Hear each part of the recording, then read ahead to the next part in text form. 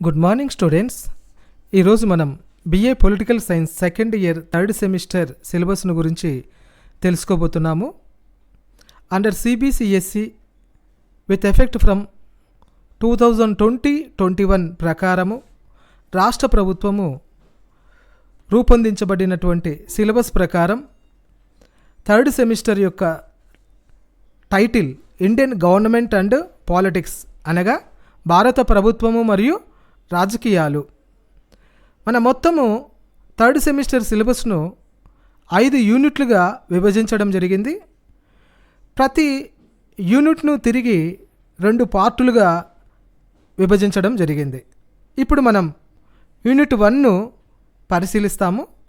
Unit 1 social and ideological base of the Indian constitution అనే టైటిల్తో ప్రారంభమవుతుంది. తెలుగులో సాంఘిక మరియు ఆదర్శాలు రాజ్యాంగానికి ఆధారాలు. ఇది టైటిల్, యూనిట్ 1 యొక్క టైటిల్. మరి మొదటి పార్టును పరిశీలించినప్పుడు మొదటి పార్టులో constitutional development in India during British rule, a historical perspective with reference to government of India acts 1909, 1919 and 1935. మనము తెలుగులో దీన్ని అర్థం చేసుకున్నప్పుడు బ్రిటిష్ వారి పరిపాలనా కాలంలో రాజ్యాంగ అభివృద్ధిని చారిత్రక కోణముతో పరిశీలించడము, అదేవిధంగా బ్రిటిష్ వారి పరిపాలనా కాలంలో రూపొందించబడిన 1909 మింటో మార్లే చట్టము, 1919 మాంటేగో చేమ్స్ఫర్డ్ చట్టము, 1935 భారత ప్రభుత్వ చట్టము. స్టూడెంట్స్, యూనిట్ 1లో మొదటి పార్టులో ఏ అంశాలు ఉన్నాయో మీరు తెలుసుకున్నారు. సెకండ్ పార్ట్కు వెళ్దాము. సెకండ్ పార్ట్ను పరిశీలిస్తే second part constitution assembly, nature, composition, socio economic, philosophical dimension and silent features of the Indian constitution. దీన్ని తెలుగులో మనం అర్థం చేసుకున్నప్పుడు రాజ్యాంగ పరిషత్తు స్వభావము, నిర్మాణము, రాజ్యాంగ పరిషత్తు నిర్మాణానికి తాత్విక, సాంఘిక, ఆర్థిక అంశాలు ఏ రకంగా ఆధారాలుగా ఉన్నాయి, అదేవిధంగా భారత రాజ్యాంగం యొక్క విశిష్ట లక్షణాలు. యూనిట్ 1లో రెండవ పార్టును మనం పరిశీలించినప్పుడు మనకు రాజ్యాంగ పరిషత్ నిర్మాణము మరియు రాజ్యాంగ పరిషత్ నిర్మాణానికి తాత్విక, సాంఘిక, ఆర్థిక అంశాలు ఏ రకంగా ఆధారాలుగా ఉన్నాయి, భారత రాజ్యాంగం యొక్క విశిష్ట లక్షణాలు అనే అంశాలను గురించి తెలుసుకోవడము జరిగింది. స్టూడెంట్స్, ఇప్పుడు మనం యూనిట్ 2ను పరిశీలిద్దాము.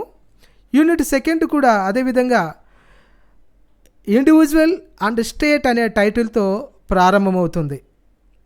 ఇండివిజువల్ అండ్ స్టేట్ అంటే వ్యక్తి మరియు రాజ్యము లేదా ప్రభుత్వము. యూనిట్ 2లో ఫస్ట్ పార్ట్ను మనం పరిశీలించినప్పుడు first part fundamental rights, directive principles of state policy and fundamental duties, differences between fundamental rights and fundamental directive principles of state policy. Unit 2లో ఫస్ట్ పార్టును మనం ఈ రకంగా అర్థం చేసుకోవచ్చు. ప్రాథమిక హక్కులు, ఆదేశిక సూత్రాలు, ప్రాథమిక విధులు, ప్రాథమిక హక్కులకు ఆదేశిక సూత్రాలకు మధ్య తేడాలు. మనము రెండవ పార్టుకు వెళ్దాం. రెండవ పార్టులో the doctrine of basic structure of the constitution with reference to judicial interpretation and socio political realities. దీన్ని మనము తెలుగులో అర్థం చేసుకున్నప్పుడు రాజ్యాంగ మౌలిక స్వరూపము, న్యాయ వ్యవస్థ వ్యాఖ్యానాలు, సాంఘిక రాజకీయ వాస్తవాలు. సెకండ్ యూనిట్లో సెకండ్ పార్టు రాజ్యాంగ మౌలిక స్వరూపము, న్యాయ వ్యవస్థ వ్యాఖ్యానాలు, సాంఘిక రాజకీయ వాస్తవాలు. స్టూడెంట్స్, ఇప్పుడు మనం యూనిట్ 3ను పరిశీలించినప్పుడు యూనిట్ 3లో కూడా 2 పార్టులు మనకు కనిపిస్తాయి. First part, second part. Unit 3 union executive అనే టైటిల్తో మనకు కనిపిస్తుంది. అంటే కేంద్ర ప్రభుత్వము లేదా కేంద్ర కార్య నిర్వాహక వర్గము. మరి మొదటి పార్టును మనం పరిశీలిస్తే, మొదటి part president of India, mode of election, powers and functions. రాష్ట్రపతి ఎన్నిక, అధికారాలు, విధులు. తిరిగి రెండవ పార్టును కూడా మనం పరిశీలిస్తే parliament composition, powers and functions, legislative committees, prime ministers and council of ministers, powers and functions, role in coalition politics.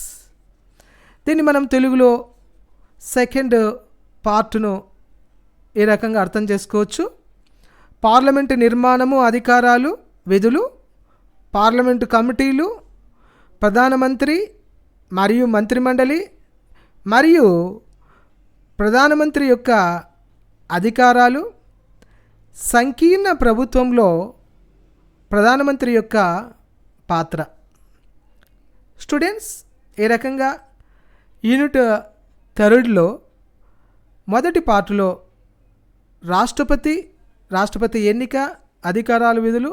రెండవ పార్టులో పార్లమెంటు నిర్మాణము, అధికారాలు, విధులు, కేంద్ర కార్యనిర్వాహక శాఖ, అందులో ప్రధానంగా ప్రధానమంత్రి, మంత్రిమండలి, ప్రధానమంత్రి అధికారాలు, విధులు, పార్లమెంటరీ కమిటీలు, సంకీర్ణ ప్రభుత్వంలో ప్రధానమంత్రి యొక్క పాత్ర.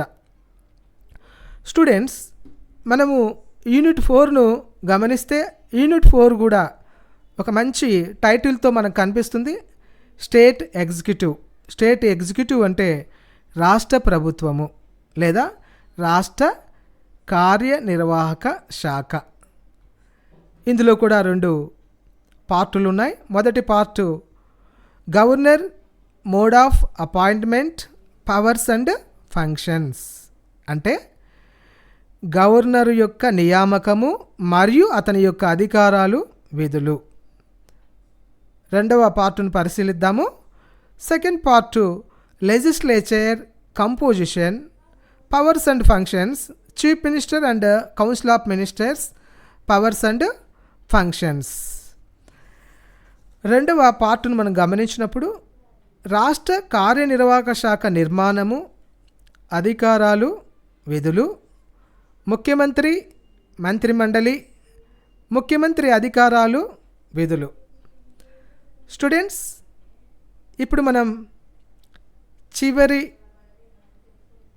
పార్టు, చివరి యూనిట్ 5లోకి వెళ్తున్నాం. యూనిట్ 5ను పరిశీలిస్తే ద ఇండియన్ జ్యుడిషియరీ అనే టైటిల్తో మనకు కనిపిస్తుంది.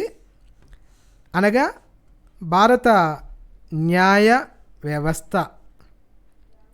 యూనిట్ 5 కూడా 2 పార్టులుగా మనకు కనిపిస్తుంది. మొదటి పార్టులో